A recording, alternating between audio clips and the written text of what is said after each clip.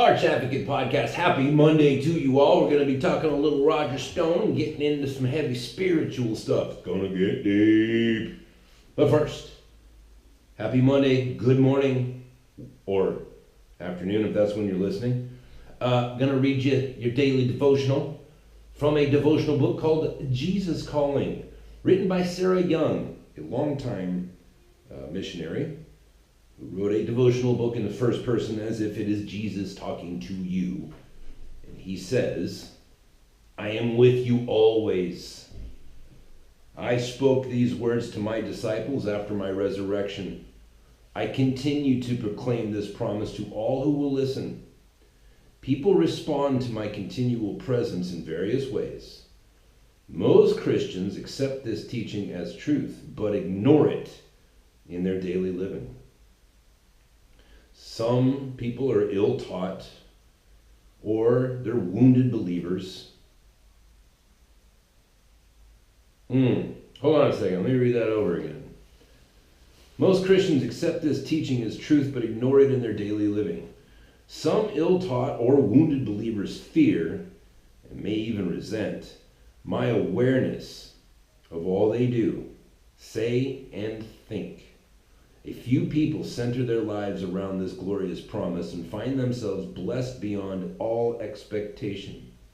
When my presence is the focal point of your consciousness, all the pieces of your life fall into place. As you gaze at me through the eyes of your heart, you can see the world around you from my perspective. The fact that I am with you makes every moment of your life meaningful. I read this to my wife before I sit down to podcast. I do it first thing in the morning, as soon as my first cup of coffee is ready. This is what I do, and oftentimes I have to read it a second time so I can get the flow. So I'm going to do that for you right now. I'm going to read it again. I am with you always. I spoke these words to my disciples after my resurrection. I continue to proclaim this promise to all who will listen.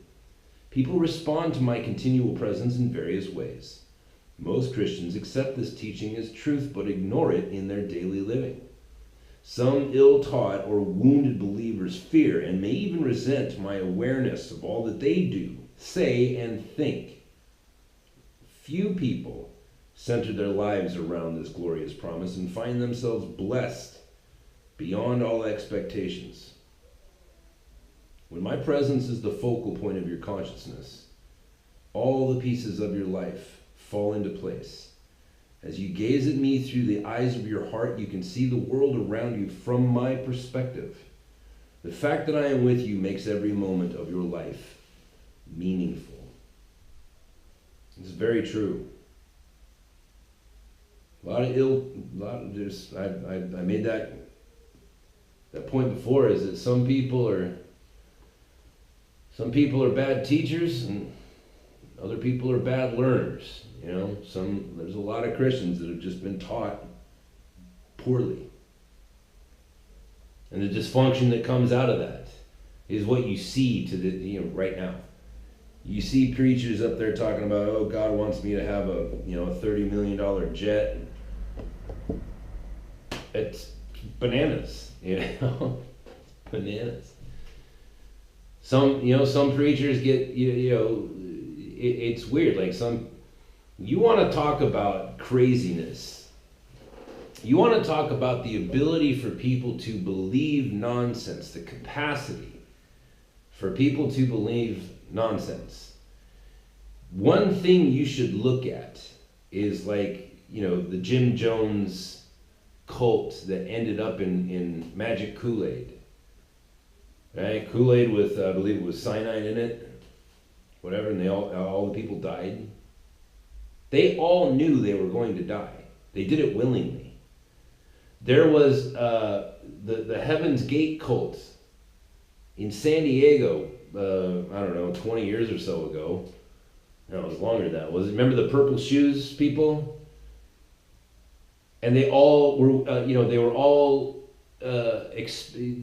told that there was a spaceship that nobody could see because it was behind the moon, so NASA couldn't see it and whatever, and it was just waiting for all of them to kill themselves. And if they just killed themselves, they would get to go onto the spaceship and leave the pain of this Earth. That their energy was going to go back into the universe, and this spaceship had a machine on it that could capture that energy, and blah, blah, blah, whatever. Okay, there's something I need to point out to you about that story that the news didn't really cover. They said it, just didn't explain it. Is that cult was in a place in San Diego called Rancho Santa Fe. The thing about Rancho Santa Fe, it is the most expensive place to live in one of the most expensive cities in the world. It's kind of like Malibu is to Los Angeles. You have to be really, really rich to live there. Really rich. So these were people that, I don't know, but they were American people living in the modern age. And they were able to be convinced of this nonsense that ended up in the termination of their lives. Think about that. You think, well, they must have been morons. I'd be careful with that. I'd be careful with that word. They were certainly something, but I don't know what it is. I don't know what you would call that. Moron's not the right word. Idiot's not the right word. Stupid's not the right word. It's not the right word.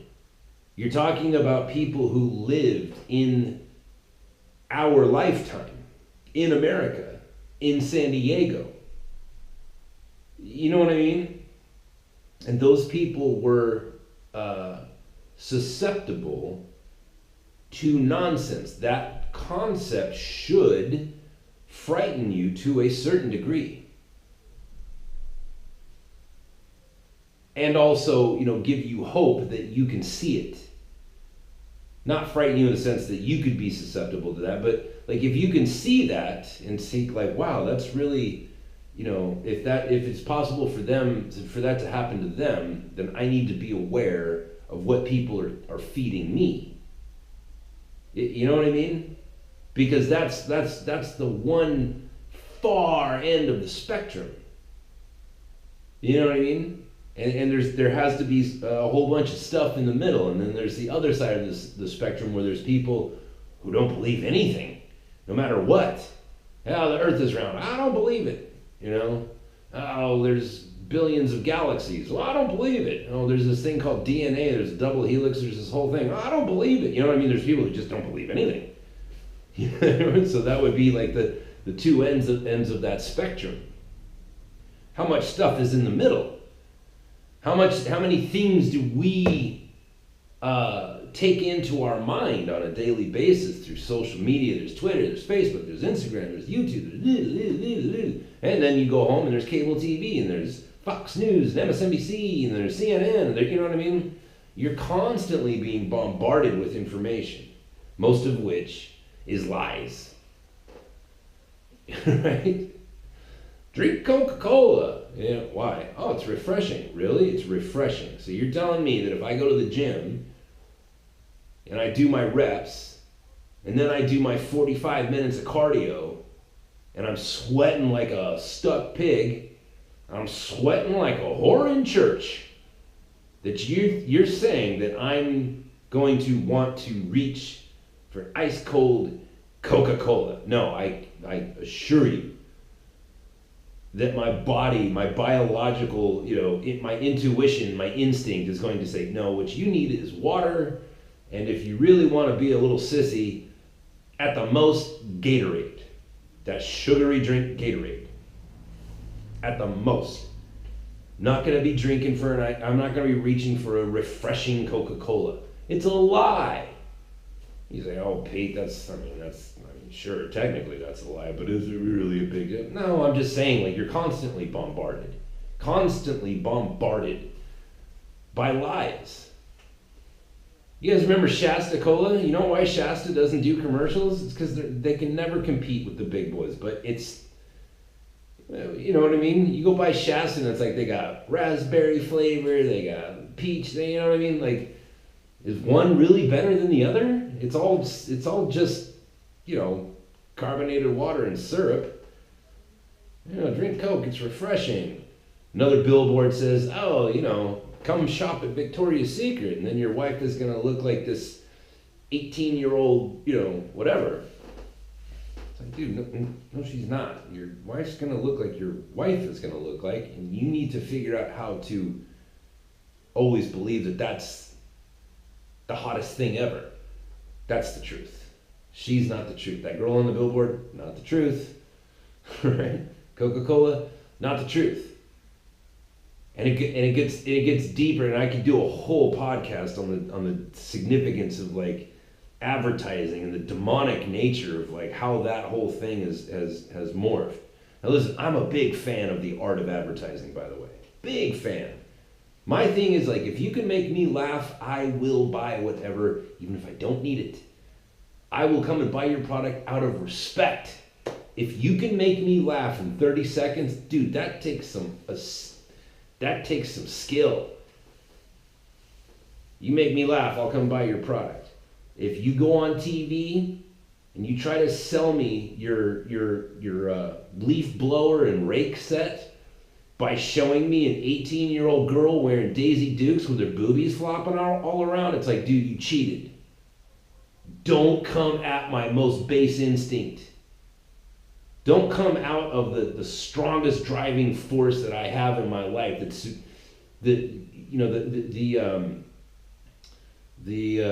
not, I guess it's urge, but like sexual urge. You know, the need to plant your seed.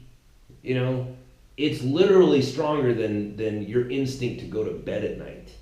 It is literally stronger than your instinct to eat when it's time to eat. If you're given a choice between the two, eating or doing the thing you gotta do to procreate, guess what you're gonna pick? It's that strong. And when you use that against me to sell me lawn furniture, it's like, dude, you cheated. You cheated. Now I'm never gonna buy your product. I mean, thanks for the little rush of adrenaline I got from your commercial, but I'm never going to buy your things because you cheated. Why am I talking about this? Oh yeah, that's right. Lies, right? The art of spotting lies. Roger Stone was arrested Friday morning. And then released on his on a signature bond, which means it was $250,000. And in my state, if whatever your bond is, you only have to post 10% of it. So if it's the same thing for Roger Stone, then he would, out of a $250,000 bail, then he would only have to pay $25,000, right, as a down payment. But then there's another kind of bail where it's like, oh, just sign here promising that if you don't show up to court when we tell you, then you owe us $250,000. And he signed it. Didn't even have to put the 25 grand down.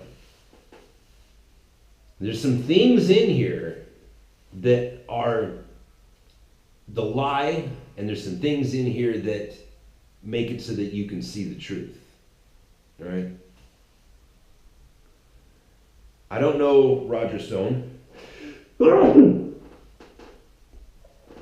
I've listened to him a number of times on like the Jim and Sam show, Jim Norton and Sam whatever.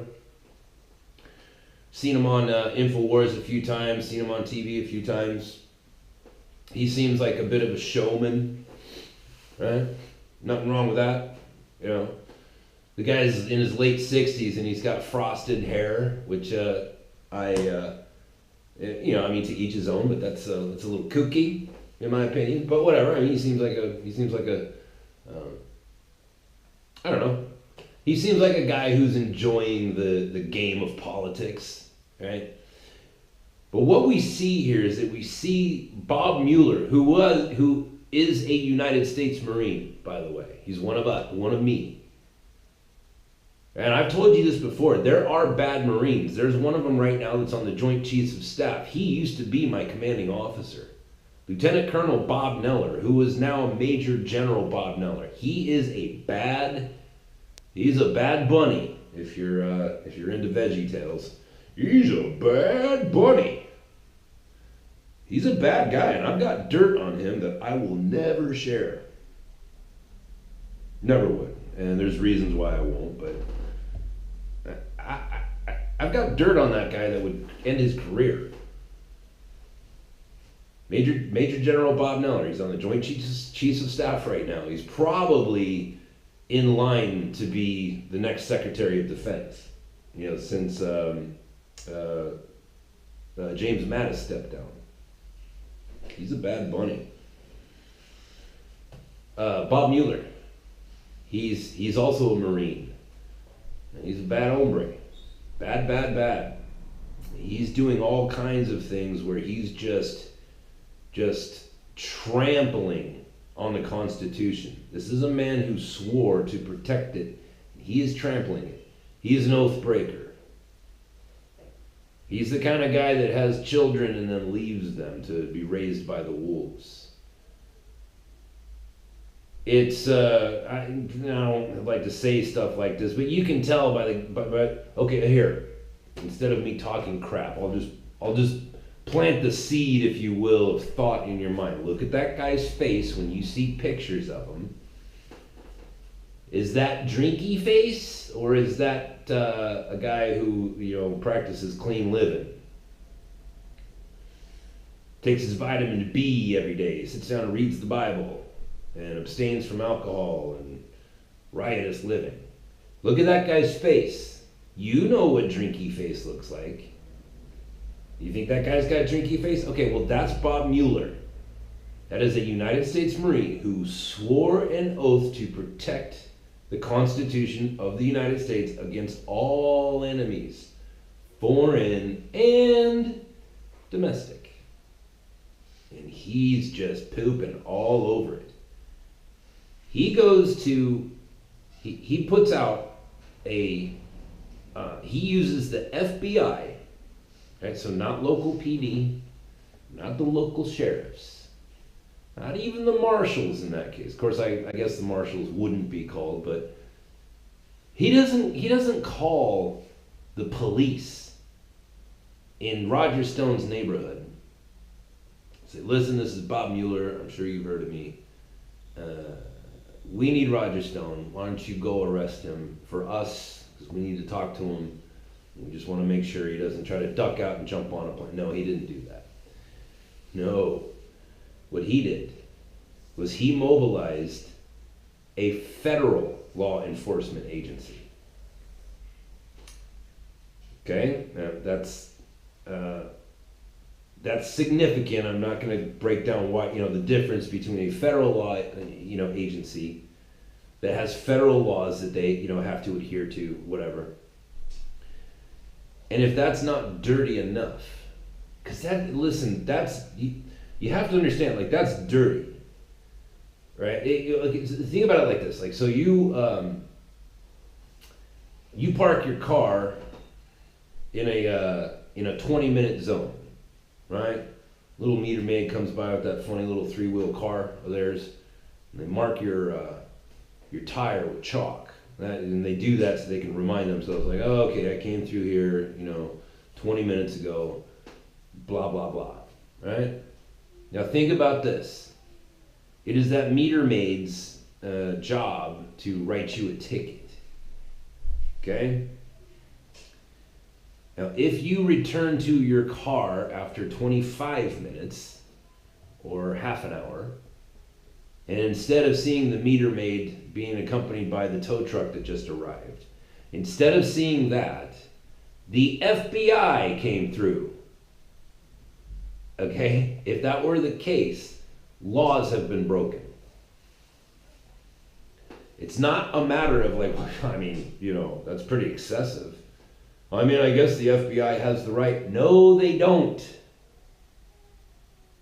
And there's something that you need to see in this is that just like the riots that we're seeing in France, we're seeing citizens who have sworn to protect their fellow citizens attacking their fellow citizens. You have to understand that footage that we have of Roger Stone, and I'm going to circle back around to that footage that we have of the FBI raid on Roger Stone's house, those are all men and women, probably all men in this case. Those are all men who have an obligation to stop and ask themselves, what am I doing right now?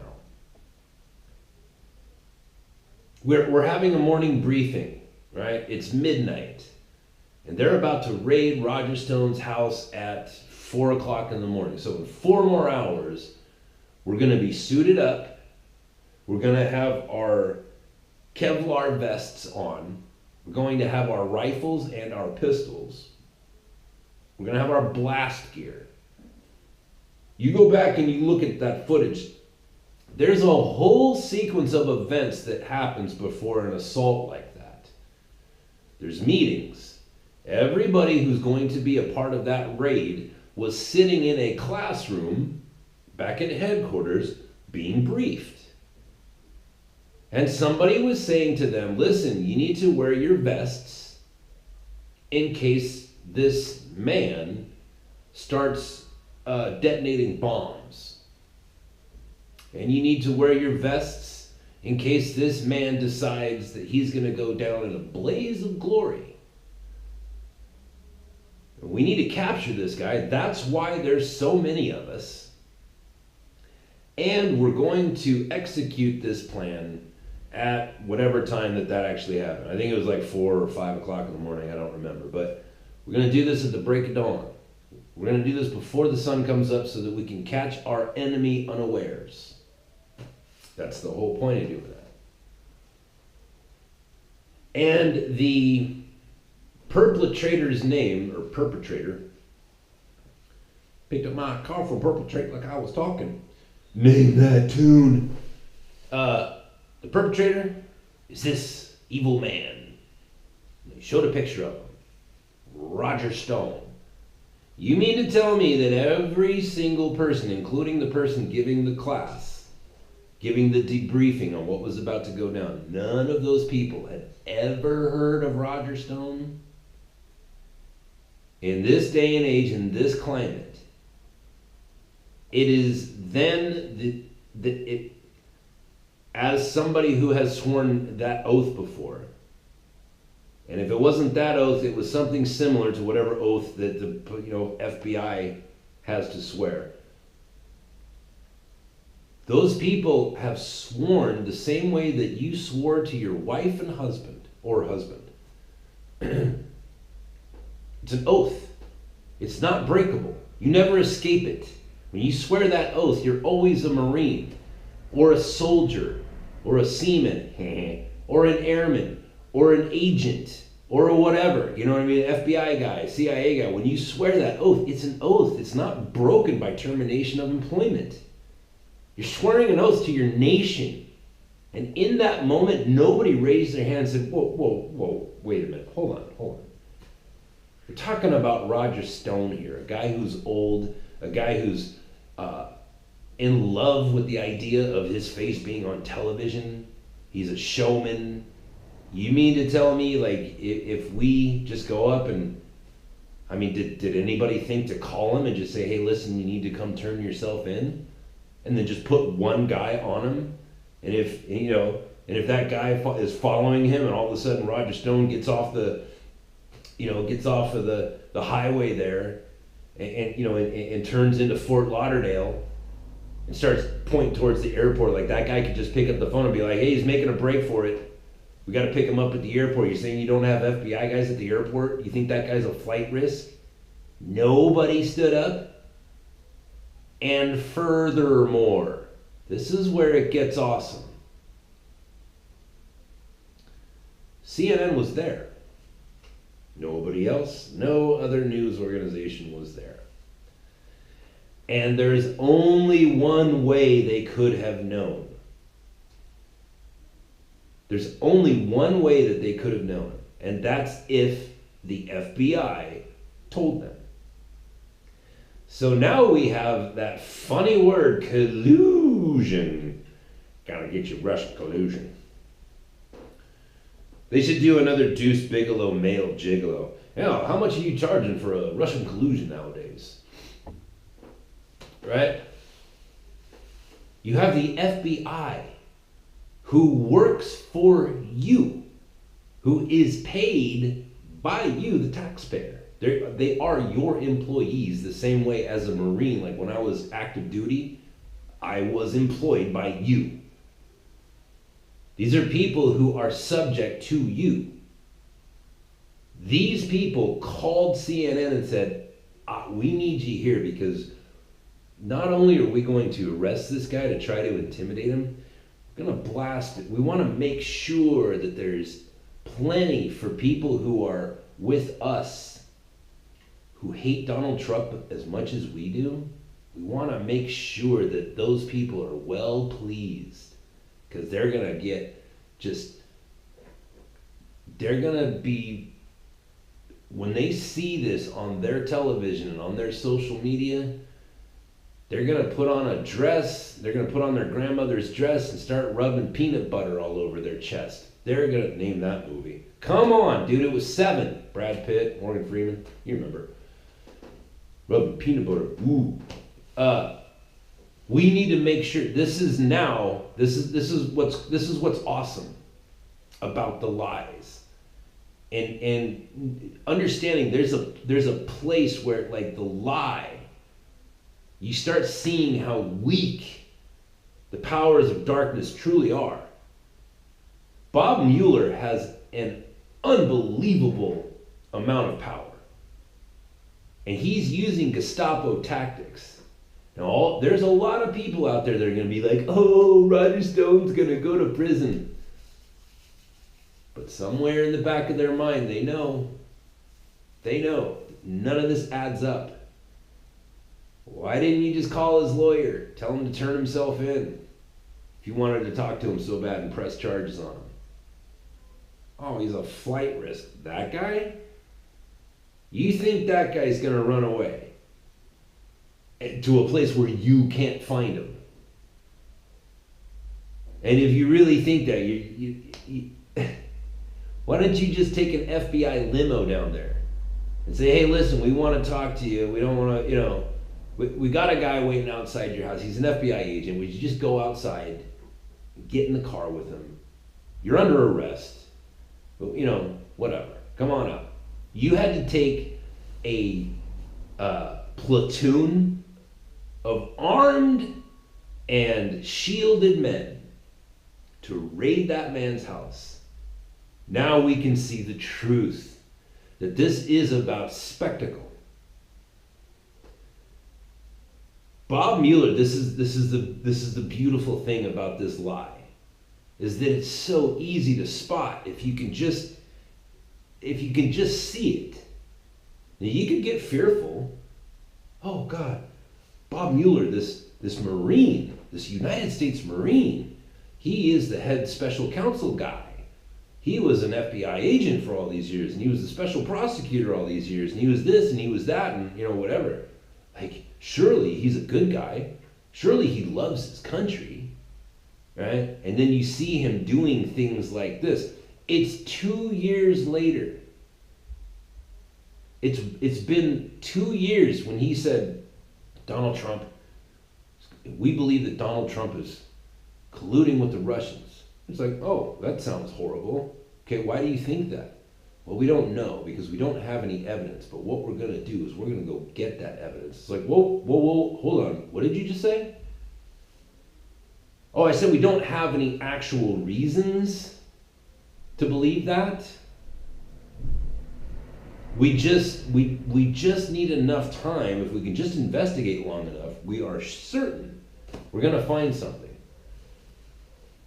Well, why do you believe that? Oh, because we had this dossier from this guy named Steele. He's a British guy. And in this dossier, it says that there was, Russian prostitutes peeing on each other and this, that, and the other. And it's like, okay, well, that sounds legit AF. Legit, capital A, capital F. But this dossier, I don't know, is there anything about that dossier that might lead you to believe that any of that stuff was, I don't know, a tall tale? Well, the whole thing was actually paid for by Hillary Clinton. Okay, so you believe that Donald Trump is a Manchurian candidate, spy for Russia. He was colluding with the Russians. You don't have any evidence, but the reason why you believe that is because of a piece of writing that was written by the hand of Hillary Clinton's money. You don't see anything, nothing? You don't got nothing? Okay. And now that it's over 2 years later and they have yet to produce anything other than a list of a few guys that actually did some things that were against the law, that those laws that were broken had nothing to do with Donald Trump. They were done years ago before any of this stuff even started.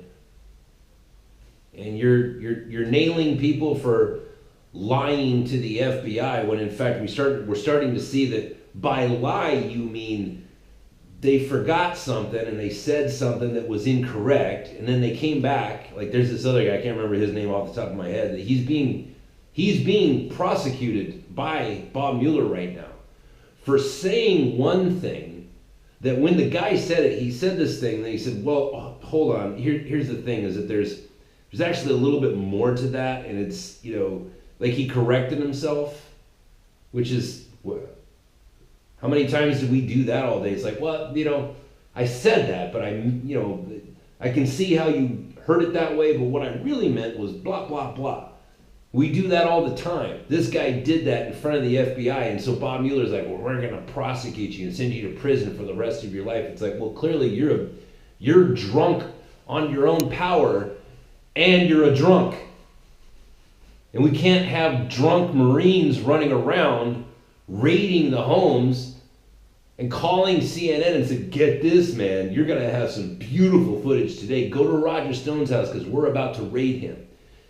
What I was saying is that in that debriefing for the FBI, they would have, since no other news organization was there, it was just CNN. They would have said, by the way, CNN is going to be there. Don't shoot any of the reporters. None of those agents lifted up their hands and said, well, hold on a minute. How do you know CNN's going to be there? This kind of sounds like a setup. It kind of looks like you're looking for something sensational. Are we, as FBI agents, are we now in the business of turning on our own citizens and making them look guilty by having a hit piece in the media on them to make him look guilty? This man has not been tried. We're going to arrest him so that he can be tried. But you're looking to sensationalize it with CNN. Hey, boss. This is where I forfeit the fact that I'm 8 years away from hitting my 20 years and getting my pension. I've been an agent now for 12 years. This is where I stop. This is where I say, no, I'm a man, and men don't do this. Men don't do this. Men don't attack other men in this way. You want to arrest the guy, arrest the guy. You want to send an entire platoon to go get him? If you have a legitimate reason for believing that, but I've not heard anything. Are you saying the reason why, are you saying we need to put on our vests and our gear that's meant for battle Listen, there's a difference between putting on a bulletproof vest and gearing up for battle. You go watch that footage. Those men are dressed for war. Those men are dressed as if they are expecting bombs to be going off and bullets to be flying. Nobody in there you mean to tell me that in that debriefing they're like, this Roger Stone guy, man, he's going to come out shooting. I have a hard time believing that. And if they didn't say that, then why didn't somebody raise their hand and say, well, wait a minute, why do we need to put on our battle gear? Why can't we just wear vests? Like, obviously, he's one guy, and he's going to be asleep, and he's very old, and he's a media whore, right? And again, I like Roger Stone, but it's like, I mean, come on, he likes the sound of his own voice, possibly more than I do. Which that's saying something, right? Nobody stopped and said, hey, wait a minute. Why are we gearing up for battle? Are there a whole bunch of, Russian militants in his house? Do we believe that there are militants in his house? Then why are we dressing up as militants? Those are men that have, for the sake of securing their own employment and continuing on going with whatever their bosses tell them to do so that they can get that sweet, sweet pension money. They can quit at the ripe old age of maybe, 42, 44. They can quit working, get $100 grand a year or whatever they get, 120 grand, 150 grand, who knows? Or keep going so that they can get an even fatter pension. Dogs do that. You know why your dog loves you so much? It's because you are the food. That dog doesn't know how to feed itself, and he knows it. So he loves you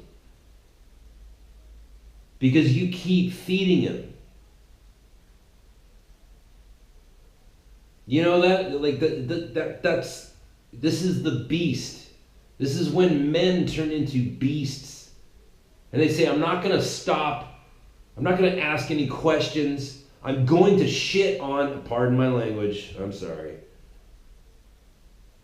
I'm going to crap all over the Constitution, and I'm going to infringe on my fellow citizens' rights. Because I need that pension, man. Don't you understand? I've got a family. I have needs, man. I'm 8 years away from my pension. I cannot rock the boat. That's the truth about what you're seeing right now. Those are federal agents who swore to protect you, and clearly they will not. Bob Mueller swore to protect the Constitution of the United States against all enemies, foreign and domestic. And clearly, he will not. That's the truth. And now you see the weakness of the lie. You called CNN, and now we all know that you did it. Now we all know that you're doing this for advertising purposes, sensationalism, feeding material to the people who are of your ilk so that they can get all horny over it. You're not bringing people of my mindset over to you, Bob Mueller. The only thing you're doing is pushing people who already agree with you away. That's the only outcome. There are many people that are leftists who hate Donald Trump who just saw what you did and said, wait a minute, how did CNN know that this was going down? And why are there so many men? And why are all of those so many men dressed for battle? Those questions, dear Mueller, brother, devil dog, Teufel Hunden, those questions are now somewhere in the minds of the people that you seek to impress. You're shooting yourself in the foot, Mueller. You know why? Because you're a drunk. You're an old, angry drunk who thought you were going to have power one day. And your quest for power is what is destroying you now. That and the booze. Listen, all of this stuff, there's a way to see all of this stuff where it's encouraging. Right? You can look at the lies and go crazy. Oh my God, I can't believe this Gestapo stuff is going on. Bob Mueller just weaponized the FBI against this guy. What does that mean for me? To what extent would they come after me? You can go crazy looking at that, sure. And there is certainly cause for concern, but there's a hope in it. There is a hope in it. That you see that the weakness of the forces of darkness, that's what they are. They're darkness. They can only peddle weakness. That is their only merchandise. They don't have anything else to sell. You understand how important that is to see that? So when I talk about they can't win. I'm not saying no guys, we just can't let these people win. I'm not saying that. I'm saying they can't win the same way that my wife can't beat me up. I'm literally twice. My wife doesn't weigh 100 pounds. I weigh 200 pounds. I'm literally twice the amount of people. You know what I mean? It's not. I'm not trying to inspire you to hope. Be like, oh no, be hopeful. We did. These people can't win. It's like no. They can't win. It's impossible. These are merchants of weakness and darkness. They're just bumbling around.